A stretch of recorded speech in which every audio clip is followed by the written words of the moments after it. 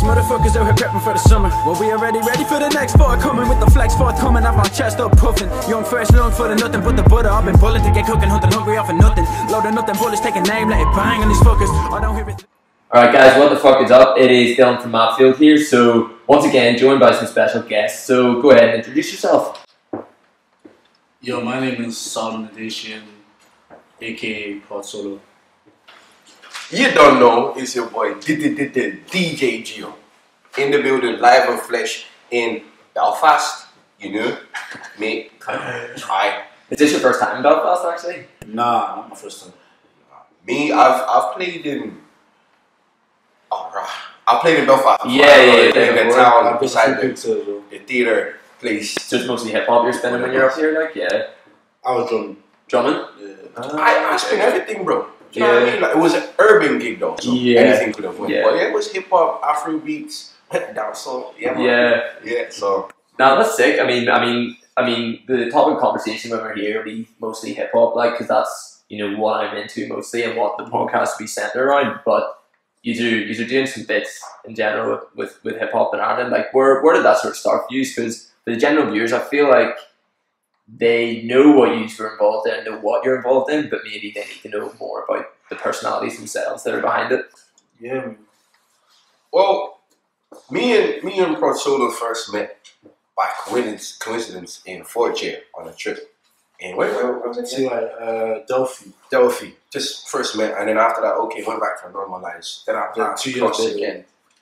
You know, and I must say, Port Solo, he's been the main visionary behind what has impacted the scene in Ireland today. You know, hey Dougie,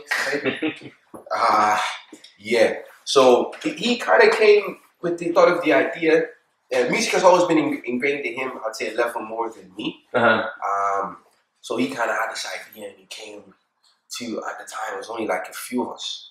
And then we kind of came up with the name and so on, but it was only me and him that kind of followed through and so on. And he has been kind of like the leading force, especially that there's times throughout the building of Dearfach where, due to personal reasons, I've had to step back. Yeah. Always been there to support, but he's been that leading force, you know? So I have to big him up for that. But yeah, it's been us from the beginning, really. I kind of like, music is my family. It's crazy. Music is my family, so like, I've been playing music my whole life as a drummer, mainly. Did music in primary school, did everything, all the speech and drama, the whole singing, shebang, did music as a subject in secondary school. So once I came to Dublin to study in BIM, commercial modern music, which is like, you pick an instrument and you do music business. So I did like drums and music business. So I wanted, like, first year of college, I wanted to be a drummer.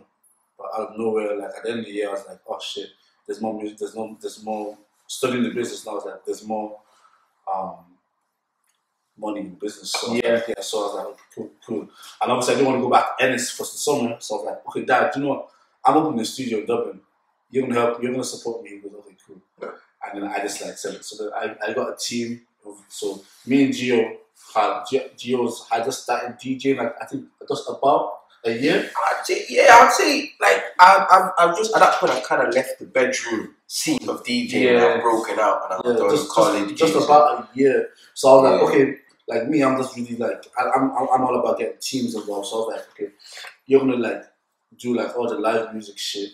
Because you're into like DJ, you know. I'm gonna do like all the studio stuff because I'm into like production and stuff like that. Like I've been producing for years. At that time, I've done like album. I did like the gospel album when I was like 16, 17. Like I've done so much. I was like, yeah, so we're just gonna do it. So then like we just, for instance, we got a place. We got a church. Oh gosh, we got a church. They had like extra space, and we rented that out. So they rented that out for like the whole of summer. So like, I think it was like 400 quid a month or something like that. So like we had to pay that out of our pockets. We split that into 4 of us, or 4 of us, or 5 of us. Yeah, 4 or 5 of us. And then basically just did that and just started doing music. Then we just got everybody involved. everybody in the whole scene that we knew in Dublin was doing music at the time. Like all these youngsters weren't doing music at that time. It was like all these old like Sean X, Super Silly, all those. Yeah, those guys. Those were the guys come to us like at the time. Even the Fires at that time was just Percy Profound. Yeah. At that point, it was still early in the music. It was still early, so that's when I kind of had to like decide. Then obviously going into the new school year, I was with my uncle the first year, so I didn't have to pay rent. Going into the new school year, I was like, okay, cool, I have to pay rent now. I moved out of my uncle's, so now I had my dad said, literally, you're gonna have to pick between the rent of the studio and doing your house rent, whatever. So I was like, cool. So I was like, okay, cool. I'm gonna leave the studio now. But the artists I believe in that I have been recording for the last 3-4 months, let me just take them on as managing them and just record them in my house. In my house, to get me as a home studio. So we just kept on doing that. That was Evidence Junior and Andre Vizaz, and we just kept on doing it. Had the label go for 2 years, and then after 2 years, we're like, me and Sequence was doing all our music videos at the time. We're like, okay, Sequence is like, I need someone to drop my videos. He's like, I need someone to drop my artist stuff. And he's like, okay, let's make a page, YouTube page, and then that's how Dearfach TV started. So yeah, that's basically, and then Dearfach TV and Dearfach Records just kept on going. I don't know, we're 4 years in. So it sounds like it's pretty natural progression. You just wanted to sort of get together and do something, and then the YouTube page was kind of the like solidifying thing before that to like sort of almost document what you're doing. Then to have some document of the music you're producing, because I think it needs to live beyond just the music and videos or what's going to bring it to that next level. Yeah. Definitely, I think like Sequence was doing a lot at that time. Like that was the year Sequence was doing big. Yeah, we have to appreciate him because he again visionaries, but we had people who push our vision. Do you know what I mean? And he's made the videos, putting them out, and when that started, that Dearfach TV, because people already knew about us, word of mouth and stuff like that. But as you said, something that's documented where people can check at their own free will. Dearfach TV, there people really grabbed onto that once it came up, and then it just grew and grew. And it still is growing. And did you have like a specific vision before you went in, or was it just I'm gonna come in here, I'm gonna start doing stuff with my friends? So that's my mentality. This is what I always challenge people with this too. Whatever type of business you're starting, I think everybody has. And people sometimes will say that's my flaw, but I'm just the type of person that I like to not overthink things. I kind of like, okay, if I got these things like thought out 60-70%, I'll jump in. That kind of thing. So I was like, yeah, I want to do this, and then I'm just optimistic. I'm motivated to keep on going. I just keep on going. True. That's basically it. So when we started, we were not qualified. To get me, it's not like we were qualified at all. But we're just kind of like, okay, we're doing this. I have a good knowledge. I believe in my ears. I believe in my music knowledge. And I was like, we're just young, we love music, want to do it. And we knew that Ireland didn't really have a scene like that before.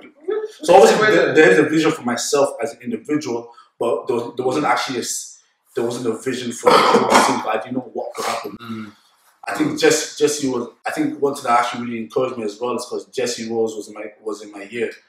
So he was in my year, and he was like one of the best songwriters. And then I think that I went into first year in September. I think January they were signed to Colombia. They was. I was like, that really motivated me. So I'm like, okay, cool. Yeah, we're gonna do this. So I always think it's cool because for me, like people that inspire me often are not these people who are like in the top of the game, doing the craziest things in the world. It's often contemporaries and peers that are like that you see all the time doing things that seem achievable and like you saying there with Jesse Rose that it seemed achievable then, it seemed real. And is there anybody else that would be real inspiration to you guys that would really give you that, drive to do what you're doing? At that time, I think Patrick Busy Blaze, who was Hot Records. That year, I should have seen this. They had this pen, a studio.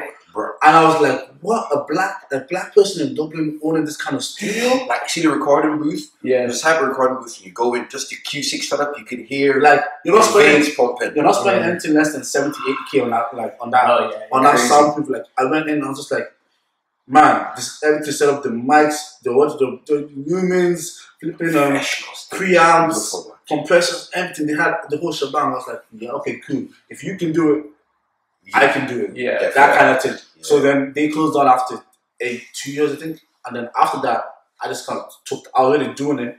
I just kind of like stepped up a bit. Yeah. Almost trying to fill the space that they'd left. And just to mention, we've had quite a few like studio places that for one reason or another it kind of stopped, and we had to get another one that died and another one. Yeah. Like I feel like people just kind of seeing this now, but there's been struggles behind it. Struggles. Like from because I remember when we kind of started. You know, I was driving, and I just kind of got my license then. And then from moving gear to here and there, like from a manual point of view, feeling like it was crazy. Oh, crazy. You know, but yeah, we're still dreaming and working towards. So it was basically based off the record label. It was based off the studio. That's where everything really started, and that's where kind of my focus is still in. So that's where I'm kind of still in this whole. I'm a production guy. Yeah. Some people always ask me, so do you make beats? I used to make beats. I started making beats when I was 15. Do you get me? I started making beats. I produced I was doing gospel albums. I was doing bare gospel albums. So I was actually sometimes I'll actually be playing stuff. Sometimes I'll actually be playing live drums. So you get me? I was doing the whole shebang. But then when I got into Dublin and there was nobody doing it. So like sitting out here, everybody can say I'm gonna get FL. Everybody I'm like every day I'm getting like a new text message from like a young producer that's doing FL. They're making okay beats. That's someone making really good beats. But when I was doing it, nobody was doing it. Yeah. So I just kind of like stopped, but I was still kind of like working with producers, and like if I had to make one, I would do it, and I can still do it. To get me like that Tenny song on the album and the intro of the album, Evans Jr.'s album. I co-produced that with other producers again, so I can still do all that stuff. But now I'm in this position where I have too much to do, so I just delegate work. I'm actually quite. I think that's one of my fortes. I'm good at delegating work between people, compartmentalizing like what needs done to the right people. I'm good at getting people that hate each other or will not work with each other ever. To work with each other, kind of thing. And with Dearfach, you're no longer involved with them. Then you're moving on to some other music interests. So the actual name Dearfach, that name is owned 70% me, 30% Geo. It's our name legally. I like that. Legally. It's not speculation. Legally. So with Dearfach TV, we have left the YouTube channel. I still own the label Dearfach Records.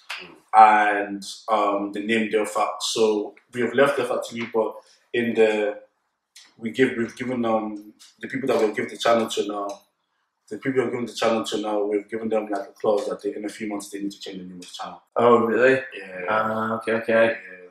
It's interesting. It's just funny because you're saying like you get about 70% the idea of what you want to do, and then you sort of jump in. And for me, that was something I sort of struggled with, where I was like 70, sorry, 70, like so you sort of get like the majority of what you want to do.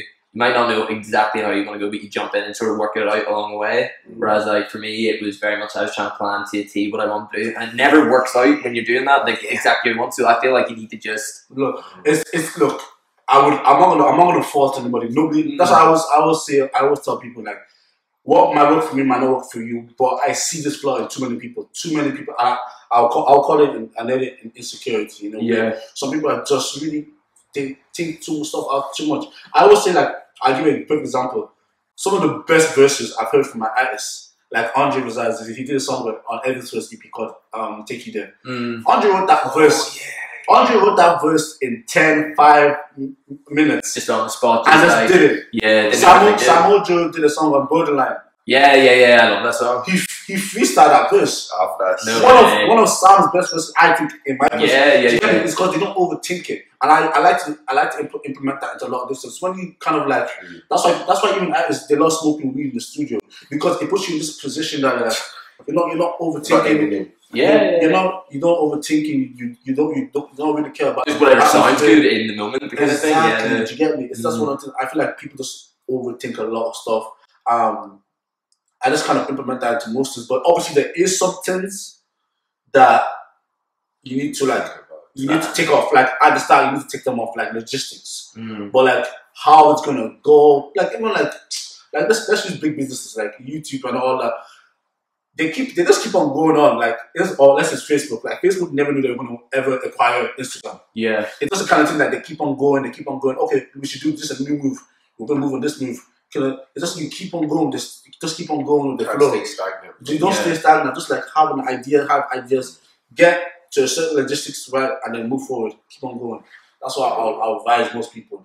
You get me? You know, like we were one of the first clothing lines like in Dublin. I think at the time that's urban clothing lines. I think at the time it was only DB Label and Saint Garçon.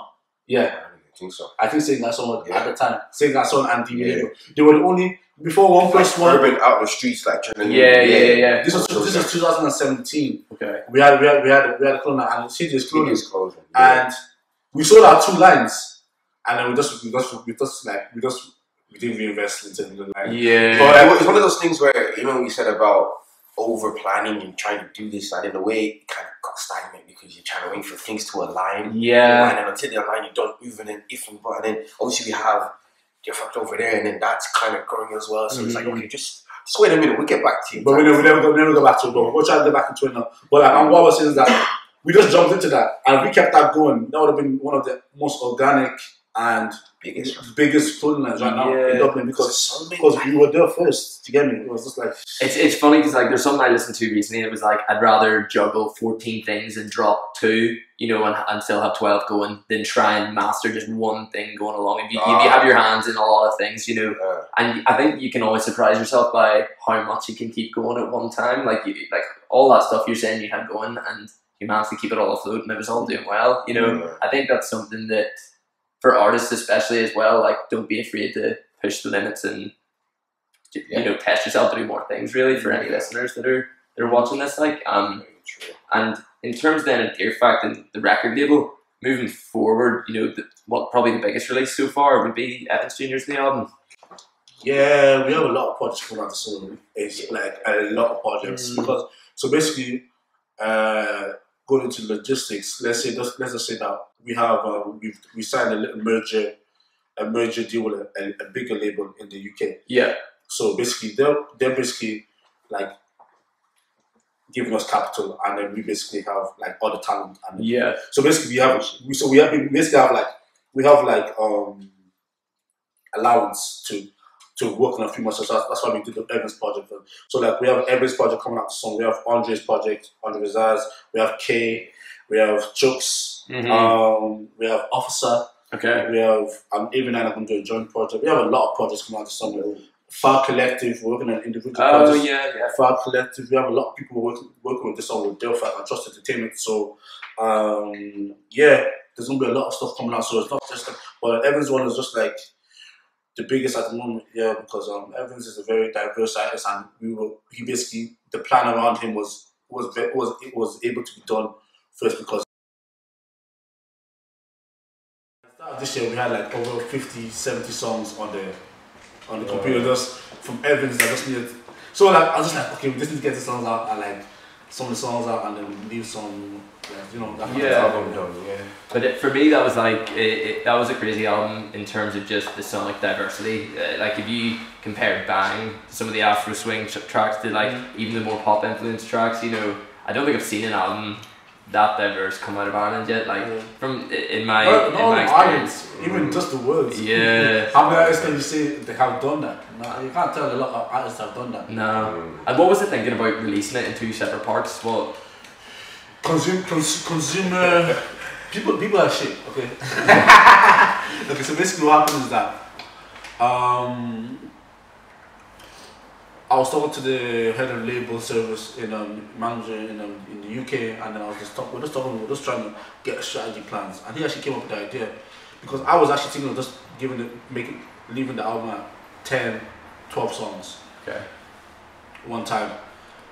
He said that it's not really about how many songs, it's about how many minutes. I was like, that's true. And then he was like, to be honest, I don't even think people are going to listen to over 7 songs. And I said, to be honest, that's actually very true. Because even me, when I'm listening to even people that I listen to, I probably take a week to listen to the whole album. So it was basically for consumers, because even till last week, or Monday this week, I asked them, have you listened to every album? They're like, oh, I haven't listened to the first part yet, I'm going to listen to it tonight. That's already a week and a half the album has been dropped, or nearly 2 weeks. Because people just basically want to take their time to listen. So basically, I just wanted to break it down so everyone basically gets the credit he deserves per song. Do you get me? Because I think especially with having that diverse range of songs, I don't think you could have had that many tracks that were so diverse and just threw it out. You know, like it's too scattered. You know, but having the 2 separate parts. The first part was, you know, more drill influenced on bang, and, you know, more hip hop, and some of the more, I would say, introspective tracks, you know, like Neverland and stuff like that. And then the second half was, you know, a bit more fun, like summer tunes, that kind of thing. Yeah, definitely. And obviously, that's why you say Skies, because that's why he actually came up with the name, because everything's organized message. Because as a project, it makes sense, but it's sonically or sound, in the sound wise, it doesn't really make sense as well. But that's who Evans is as an artist. So again, he's so influenced. He's so influenced by different people, from like Malik Berry to Kojo Fons to Juice WRLD. You get me? So like he's influenced by so many people. So that's his sound, and you can't fault him for that. Do you get me? So obviously when he came up with the name Organizers and he explained to me, I was like, yeah, this makes sense. Let's do it. And in terms of like the features, there were some fucking massive features on that. First of all, S1. How did that come about? So the label the major label we work with in the UK also have a thing with Finesse Forever. Okay. So it's literally just a direct contact. Oh, happy days. Yeah, they're just a direct contact. So I just literally text them on WhatsApp. We'd love to get this, and they were like, yeah, definitely. Let's do it. And is there that mutual respect from some of the people in the UK to what you're doing with the music? Yeah, like they, apart from there'll be a lot of like viewership, like, do you know, I keep on trying to explain to people, like London don't even take in Manchester or Birmingham. Yeah. They don't. It's all very London centric. Like, they don't. But they're taking in Dublin. They're really interested in what's happening in Ireland. So apart that was one of the hype of Ireland already. Secondly, just like once you approach people on a business, respecting, you get they'll give you back that respect. Number 2, you don't try and get favors. It's not about a favor. You need to let them know, okay, cool, you're doing this track, we have a plan and strategy, we plan for doing this track, you get this, we get this. Okay. Simple. You know, that kind of stuff. It just be very, very specific and business wise. Which I feel like some of the urban scene lacks because it's street wise. Because urban is basically based off street and black. So people forget to put that formality in when they're negotiating stuff. They're like, oh, jump on the track.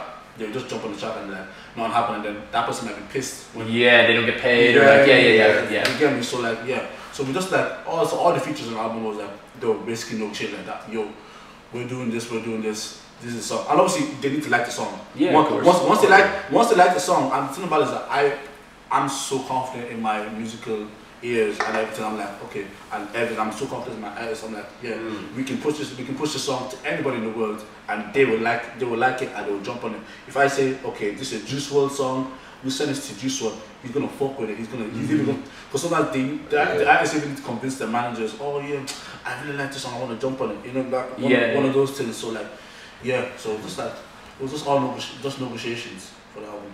That's sick. And then obviously Reggie and Chuck's, that was probably a bit easier because they're within Ireland. You're probably familiar with them. We actually recorded that track since like last year August. Oh really? It's just been waiting in the chamber, ready to go. Some new tracks. And then obviously the other one, when the track listing came out, I had to like double check. I looked at it. It was YBN Demir. I was like, I was like talking to my wee brother about it, and I showed him it. He's like, no way. And I just had to like check that again. I was like, there's no one in Ireland doing collabs with those sort of artists. That's crazy. Like, tell us a bit about that. Yeah, like funny thing, I wasn't actually around for the actual day the stuff happened, but I was in there with further negotiations. So basically what happened is that They came to Ireland. Evans managed to get the contact. More from Hollywood Boys actually filled in for me as a manager or whatever. Basically pretending it was me or whatever. And basically, like it was cool. Like he actually seen that he's gonna do, so I was like, cool. So he got the manager's contacts. Evans was talking to them. They played some of the songs. We had that clip from Longitude. Yeah. So they were like, oh shit, these guys are big. So it's like out of nowhere. So then they went to them to the hotel. Then they brought them to the show. Then I think they said, oh yeah, you guys are dope. That you guys should open for us, innit? So they opened for them. Academy. So they said like they should open for them, and they were just like vibing. So I think they finished the tour like 2 weeks later or something like that, and I think we were just waiting for them to get back because I think they had kept in contact and said, okay, we're gonna get a track. So then after that, I had to start speaking with the DJ and manager, Evans as well, and we just negotiated the track. That's basically it. Yeah, it's crazy because I remember just seeing the reaction when that dropped on Instagram and everybody was seeing, you know, the track list, and it was one of them you like rubbing your eyes, like having to check, because you know it's just not really happened until yet. But those sort of things are gonna help legitimize the scene as such, you know, that there's some sort of new level to it, you know, because you can be releasing good music, but once you get someone to co-sign you like that, you know, it's important, I think. So like going forward, like what are your plans? Is it still to work with artists within and outside Ireland and just sort of push the boundaries, or you've bound to got a specific vision of what you want to do with Dearfach Records? Yeah, so right now what I'm trying to do is basically push it just a bit more. Like I feel like this album is gonna push a lot of people. Facts, because number one, I've seen stuff people are doing already, and I was like, okay, cool. You guys are just like, okay, cool. This is like, so I see a lot of people since Evans has said he's doing the album. I've seen like another 10 of my friends saying, oh, we're all dropping EPs, or I've seen better people coming out with the confidence to do music. I've seen better people reach out, and I feel like that's what we need. So we just need more music. Once we have more music that's high quality, of course. Once we have more music, and tying the industry together, so like everything Irish. So like I trust entertainment right now. My business plan is one of my business plans is just tying the industry together. So right now I'm negotiating with like better producers, songwriters, artists, graphic designers, videographers, all Irish, everything Irish. Networking, everything together. So I'm sort of solidified. Solidifying because I feel like people, that was one thing we were lacking, and people try to do it on this friendship. There's a lot of politics in the scene, so people try to do it on an informal thing, but I'm trying to make it a formal thing. Like, yo, you can legitimately get this videographer and not snaking, because what happens is that an artist will reach out to a photographer and the photographer will do for free, and maybe the artist forget to credit him, so he hasn't got credit, he hasn't got money. It's like one of those things, but like with this platform, what I'm trying to do, everything's going to come together. That yo, everybody needs to be working with each other on a legit thing. This is because even if you don't like someone, if there's money being exchanged, people forget about those sorts of things. Like, I like him, fuck it, I'm getting paid. And eventually, most times when people don't like somebody, it's because they don't know the person. True. So eventually, when you eventually start working with them, and like, oh, this person is actually respecting me by paying me. It becomes like, oh, you start to like them. That's very true. So like, so I'm basically trying to do that. That's one of the aims of Trust Entertainment. I'm obviously working with Spotify with that Rap IE thing. So that, talk a bit more about that. Yeah, so the Rap IE thing is just another way of pushing the scene as well. They reached out to me, Austin and James. Shout out to them. I was actually very shook about it, but had you built a relationship before that with them? No, it was just random. Like they just followed me on Twitter and then texted me saying that they come to Ireland, that they would like to meet with me. I was like, wow, okay, cool. And then they couldn't come anymore, then they flew me out to London. I was like, okay. So they flew me out to the office, and then just really, really home-welcoming, and they're just talking to me, and they're like, we have a lot of plans for the year and going forward. So just Rap IE is just one of them, and then just like, they just texted me on the day of Evans' drop. Like I texted them that, oh, let's get Bang on the new era, and if we can get like him to cover, Evans to the cover. And then randomly they texted me the day Bang comes out, that, oh shit, Rap IE is live now. Oh, and Evans is the cover. Congratulations! I'm like, whoa! Yo, I just got gassed. Yeah, it just moves so quickly. I was like, oh wow, okay, cool, blah blah blah. And then obviously because I kind of didn't have no more in depth about the scene, because I'm not based in Dublin. So I'm not just Dublin Visions, I'm all over Ireland, so I know people from everywhere now, the Sligo, do whatever. So it's not just, so the playlist, it wasn't just based in Dublin, do you get me? It wasn't Dublin based, I tried to get everybody. But obviously there was a lot of music that was not on Spotify, which I've literally told people now that just putting music on Spotify. So just simple things like that make a big difference. But yeah, just kept on doing it, and like right now I'm curating for a while, and I'm just trying to get everybody's music that deserves it. People that can invest into their music. I always tell people, just invest an extra 60 quid into a good mix. So an extra 60 quid, or that 50 you spend on a 50 bag of weed. Just spend it on this song, because this song, like a lot of the songs, musically songwriting, they're actually perfect. But audio quality, production. Like one thing just to remember, like I think the whole Dearfach thing from birth to now, it's encouraged the youth. From kids in their bedroom to start writing and doing stuff. But as Portolo was saying, just invest a bit more in the quality. We're not saying you can't write, you can't rap, just make it sound good and put it out right, because that your music represents like you. Even just go on YouTube, like you go on YouTube and you download a beat. Oh, it's my pet peeve. Fine, you can download the beat to record. Maybe you want to see how it feels, how it is. But if it's still saying purchase your track today, and you can't pay an extra 25 quid to get a release, or hire to get exclusive, like if you don't want anybody else to use the beat. I've had people ask me to play their songs. Listen to it, cool. And I heard purchase your tracks at tracks.com. It's like an MP3 rip off YouTube or something. So anybody like starting music, just invest in yourself. Come on, man. Don't ask people to invest in you and you can't even buy your own track. It's funny. Do you know the funniest thing that I was talking to Tunde about this, because me and Tunde, we work in the studio together. He goes by Simba. So. He goes by Simba, so he might not like me saying his government name, but cool, whatever.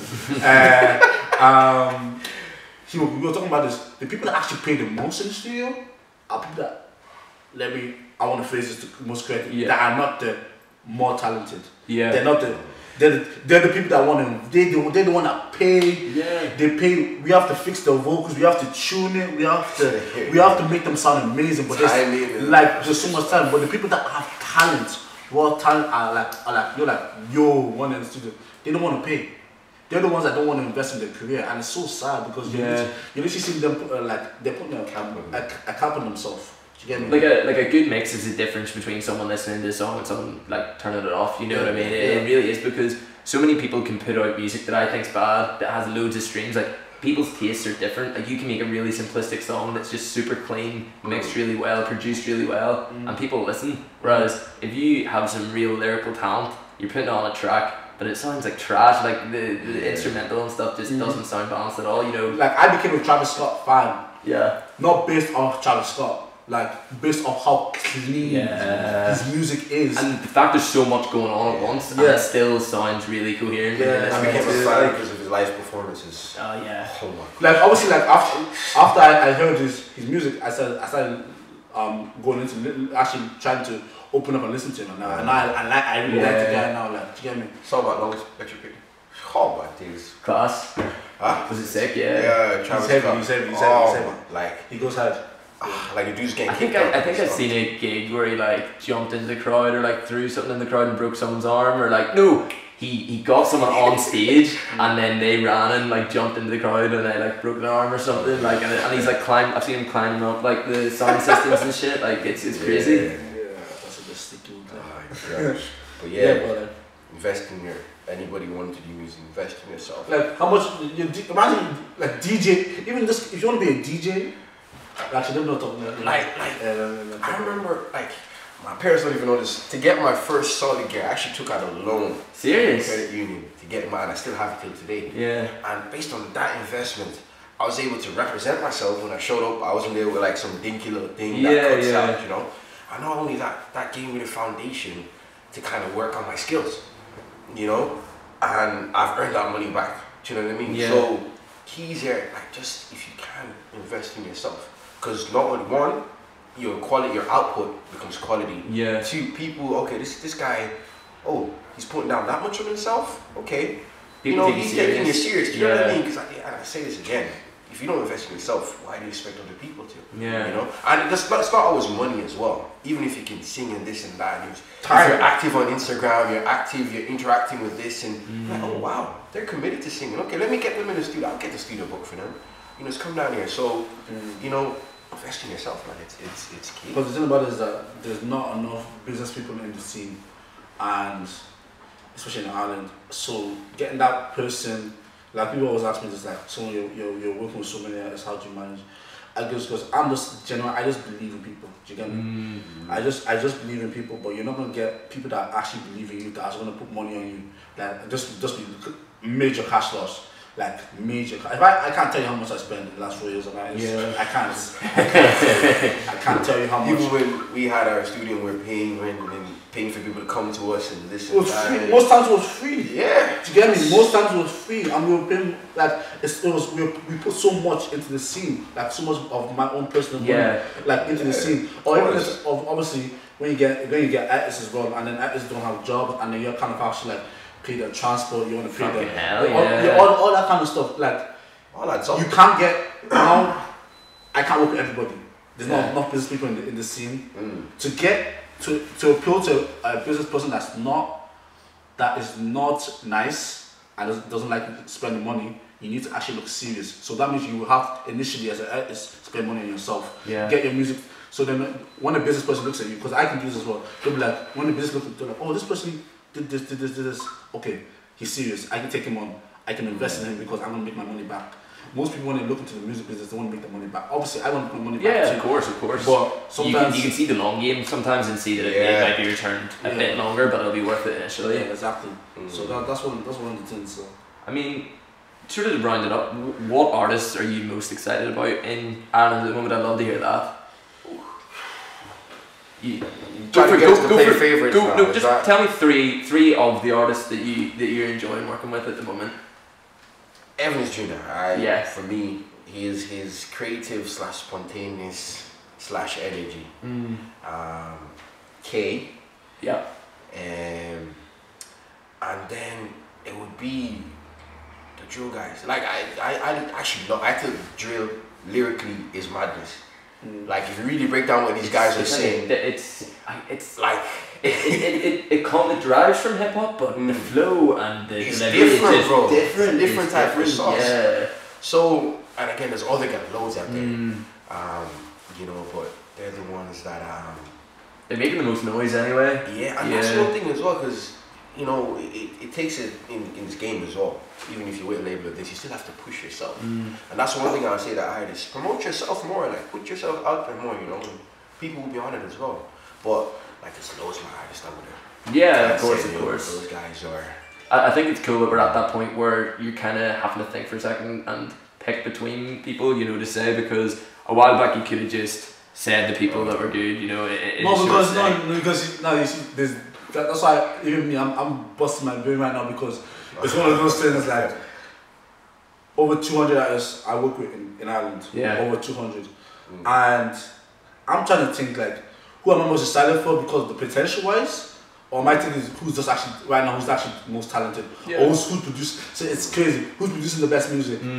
Or who's doing? So I can't the whole package. I can't really say. And to be honest, if I say I'm gonna be. It's not political. It's just I'm gonna be in trouble with my. If I say one, I don't say the other. So let me not say. That's a good answer. But I think the Joe guys, they're onto something. Do you know what I mean? They're onto something. Definitely. Evan Jr. and K, especially K being female. Exactly.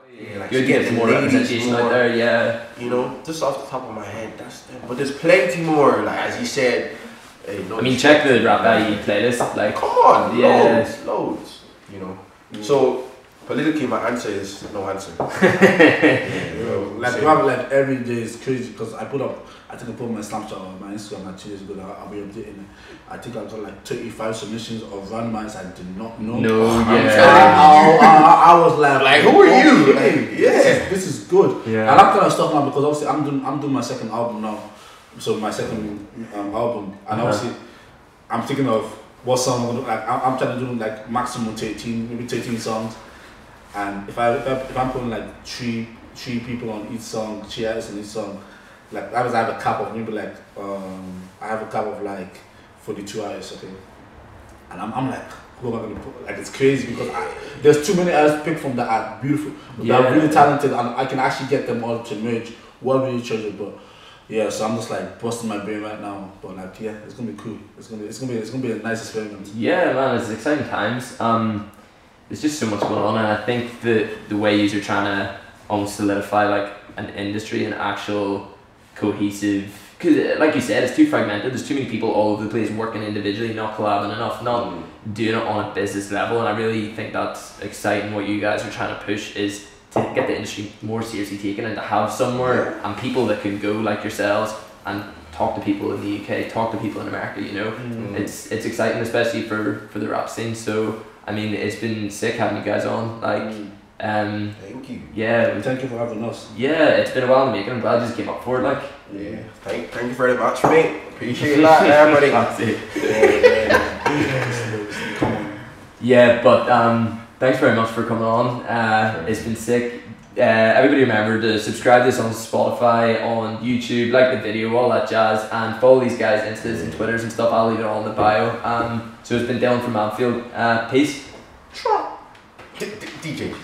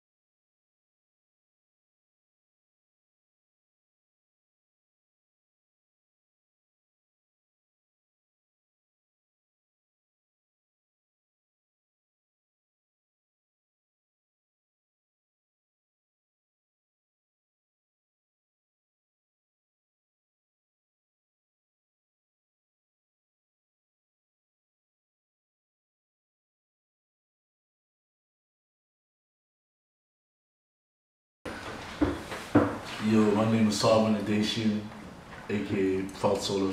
Come on, listen, my name is Giovanni, aka DJ Gio. You know what I mean? Yeah. We're live and in the flesh in Belfast. Alright, mate.